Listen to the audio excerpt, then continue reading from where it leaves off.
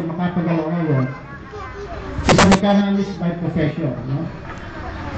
Biniglas po tayo ng ulan. Sabi nga, pagka po sa isang okasyon at ikaw ay nakatikim ng rain shower, ay isa po itong biyaya, no? So, doon na po umpisahan, no? The reason why there is John Marcos Special Montessori School. So, ito po, naging problema namin mag-asawa noon. Sabi ko, dahil sa kargang handicap ng bata na ito, una, hindi nga sa pinalad na makalakad, no? Kaya po kung papasinin ninyo, lagi po siyang nakaupo doon. Yun po yung kanyang specific place of assignment. Yung pong lugar na yun na mayroong roll bar. Kung saan din po siya gumagabay at nag-uumpisa pong lumakad. Katulad din po ng paaralan ito na sa kabila po ng mga taong pinagdaanan, patuloy pa rin po kami lumalakad ng marahan.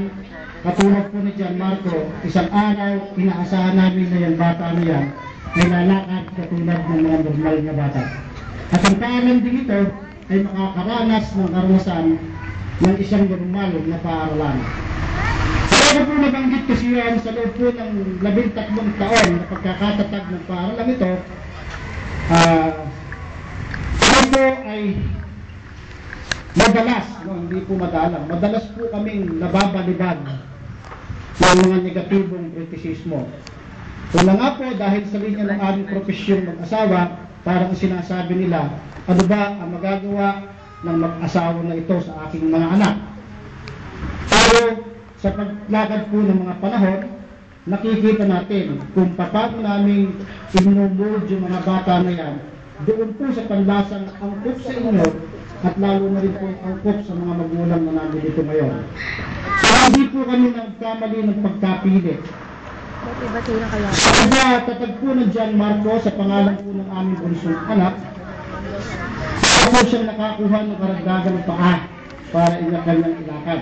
Dahil ang paaralan po ngayon, sa pamamagitan po ninyo at sa pamamagitan ng mga batang nakapaligid sa atin ngayon, sila po naging kasangkapan upang iparating yung pangalan ni John Marco, hindi lamang po sa kapuluan ng Bungabong, kundi sa mga karating bayan ng atin ngayon. At syempre, ay dahil sa naging magandang performance ng ating mga anak.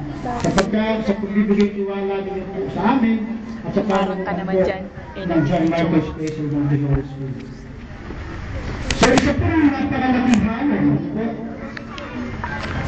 Sabi ko nga, ito po ng